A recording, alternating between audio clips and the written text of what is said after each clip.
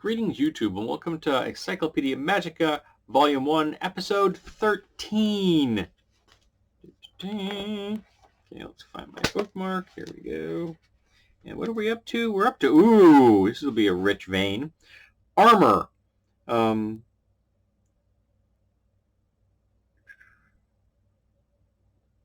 So, just a generic thing. So, adding magical armor to the game, beware of sizing problems after determining magical properties of the armor. According to the first edition GM guide, page 164, so the +3 or better is supposed to have been made from meteorite steel, +4 was mithril, and +5 was adamantite. I remember that if memory serves me. Yes, I do remember that. And of course, this incredibly detailed map, illustration of all the different armor types, which is far more bits of armor than most of us ever had to worry about, because, just knowing the general names of things or the major pieces was enough. We didn't need to get into like the specifics of the house or the lower coif or the pull-in. We just didn't need to get into those things. Then we get into specific types of armor. So we have a cursed item, which is from the monster mythology, or not actually cursed. Well, it's got no XP or no cost. This is the Abathor's Avatar, plus leather armor +4, can cast blindness at one creature per round within 30 feet. So I guess it's dedicated to a specific individual, an avatar, so you're probably never going to get it unless, of course, you're going to kill them. So that would probably be difficult. They're actually an avatar of a god. Yeah, slaying avatars is a really good way of getting yourself killed. The Armor of Absorption. Ooh, expensive. 5,000 XP to make, worth 25,000. This is from the Dungeons and Dragons Rules Encyclopedia, which I have a copy sitting right there. The user is hit by a blow that would cause an energy drain. This armor absorbs the drain. Okay, yeah, we've seen that kind of stuff before. Normally limited of one use per day, does not apply to this power. Yeah, so kind of cool. We have Acid Secretion. This cursed armor appears to be normal. Yeah, cursed, no XP, and it is a +2,000 XP value, gold piece value. Dungeon Master, Dragon Magazine 99. From the moment that the wearer first suffers damage while using the suit, the armor and any padding used with it secretes a corrosive acid for 1d20 rounds, causing 1d4 points of damage to the wearer. That is nasty. So you put it on, you're perfectly fine, no harm, no foul. Then somebody hits you in combat, and suddenly your armor starts to dissolve you and turn you into a pile of goo. That's what you've got to find it. You have to find the armor lying on the ground, and there's just this pile of goo. That's funny. We have the Armor of Anything, 4,500 XP, 45,000 value. Unearthed Arcana. Anything armor can be any construction from leather to plate. Initially, it has a +1 duomer. Upon it, Arcana can become any suit of other normal magical armor, one of the types listed in the table and not necessarily of the same construction. Each such change is singular. Oh, so if you want a specific type of armor, you can choose it, but you only get to use that particular suit of armor once. A change into a non-special sort of armor lasts for 1 day. So if it's always +1, so if you want leather, it'll be leather for a day, and you can then change it into chain, and it'll be chain for a day, and still very useful. Great for disguises, particularly if you're a rogue and you've just committed a crime, and you're wearing your classic black leather armor, and you're trying to escape, and you bunk, and suddenly you're wearing, chain shirt with like some heraldic symbol on it, and people are just going to ignore you and keep going. That could be handy. And we have the Armor of Aquatic Armor, rather. XP value is with free action, without free action. So the costs are weird. They're listed as like the negative costs, a percentile. From Dragon Magazine 181, ideal gear for fledgling underwater adventurers, these weapons and suits of armor have bonuses that apply only underwater. After all, since the GPCs are not of their element underwater, they may need advantages that would not need on dry land. Aquatic armor, weapons and armor cost half as much as their normal counterparts. GM may provide these weapons and armor with free action ability, only while underwater, of course, for an XP value. So essentially, all right, so you've got armor that allows you to operate underwater in a way that you can't. Like, for example, Life Bubble spell, which covers not only underwater, but gases and being in a vacuum. That would cover that right there. And that should cost you money because it's a much more useful thing. And if you make it's only working underwater, cool. It's still like the Helm of Underwater Action. That was a valuable magic item. I know I had more than one character over the years that had one, or at least borrowed one. And why would that cost? They have that written down in a very strange way. All right, okay. Then we get Armor of the Arcane, 3,000 XP to make, 20,000 gold piece.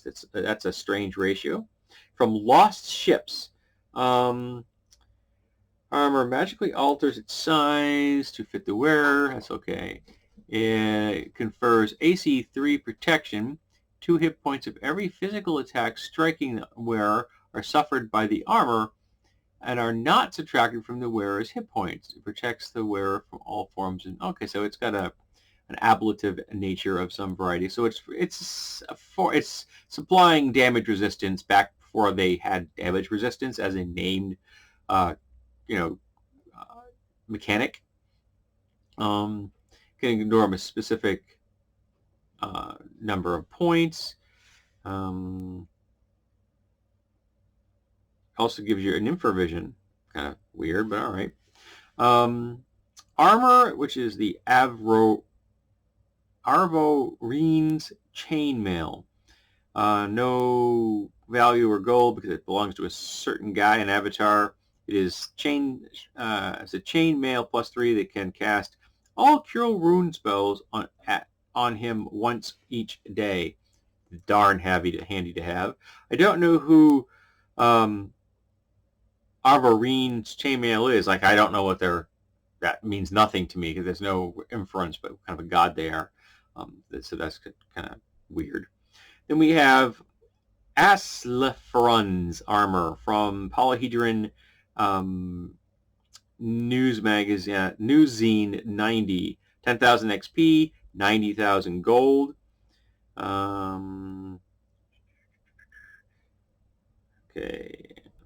Okay, lots of story stuff in here. Lots of story stuff.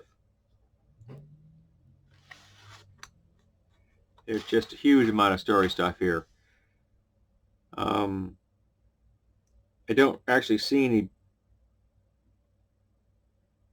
text.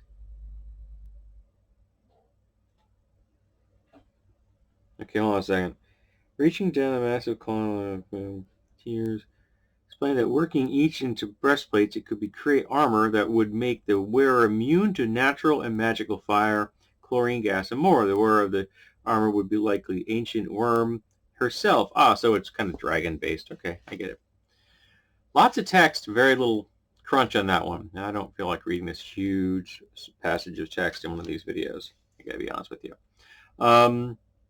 And we'll go through the B's. Armor of Black Flame, 30,000 XP, 200,000. Wow, the 5 Shires. One of the rarest and most special magical items. It better be at that price. It's designed for halflings. That's kind of interesting.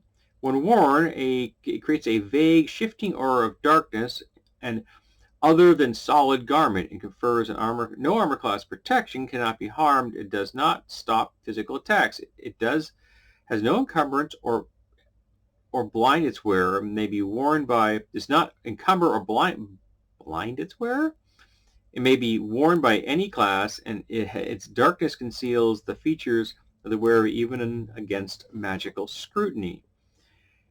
It can be worn as long as desired, and breathing is unrestricted. It cannot be removed unless the wearer does not resist, and can only be destroyed by a disintegrate or wish spell or the touch of a rod of cancellation. If destroyed, the armor dissipates utterly, cannot be repaired or magically restored. The protects its wearer at all times from all natural and magical heat, flame, cold, and explosive attacks. Kind of interesting they denote explosive attacks as a specific class. I guess nowadays we'd probably break it down to say, we'd say half damage was flame and half was force, or half was physical, something like that. A blast might hurl a wearer of the armor of black flames end over aim, but no harm would be suffered. The armor's weightlessness and total lack of encumbrance allow the wearer to swim, climb, perform delicate tasks normally. Okay. The armor of blending, 500 XP, 4,000 cost, Oriental Adventures.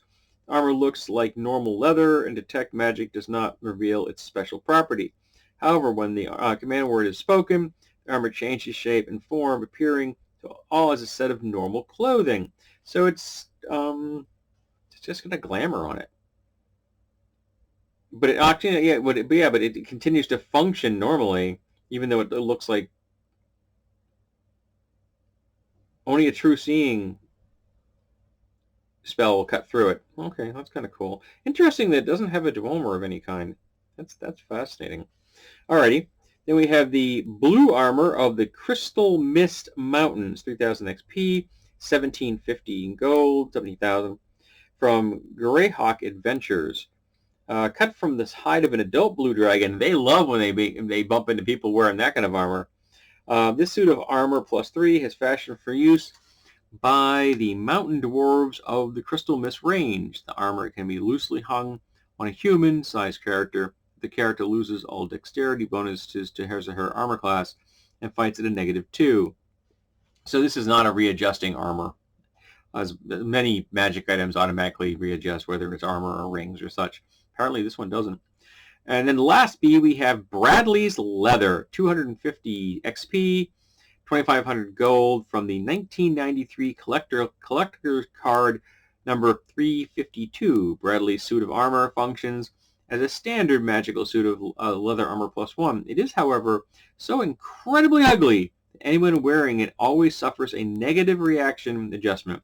Bradley, loath to wear the armor, has been looking for another suit that fits his needs better, and but thus far has not found one. So he was so desperate to have a suit of magic armor, and he was willing to wear armor that was so ugly that it caused people to socially distance themselves from you. That's desperation for magic armor. Why don't you just get some better armor that's non-magical, better quality? Just like nowadays we got masterwork. You have masterwork armor and not worry about the ugly thing. Alrighty, so this has been episode 13 of the Encyclopedia Magica Volume 1. Thank you for being here, and I hope that you will be here for episode 14. If I could find the button there.